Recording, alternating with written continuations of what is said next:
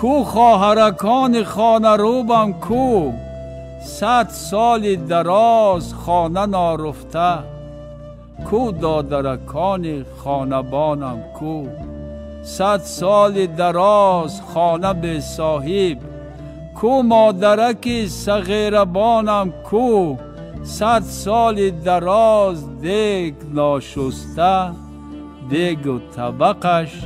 بریک ناشسته، در شاخ چنار خلطه مهتاب، از خلطه سینه می چکد زرداب. شادرمان غفور مجدوره دوست می دو شعروشه. بعد کتابچوی هوای می برموده، ما میده بدیم بخونه، شعری دوستک داره و از روی افسانه خلقی داره که با هم چند شعروشه میفته که از یاد کنی. همه محبت داشت به شعرهای غفور مجدو که بعد وقتی که من مثلا یونیورسیته داخل شدم و خواندم و از شعر با خبر شدم و غفور مجدو که دانش دونستم و بعد گفتم ای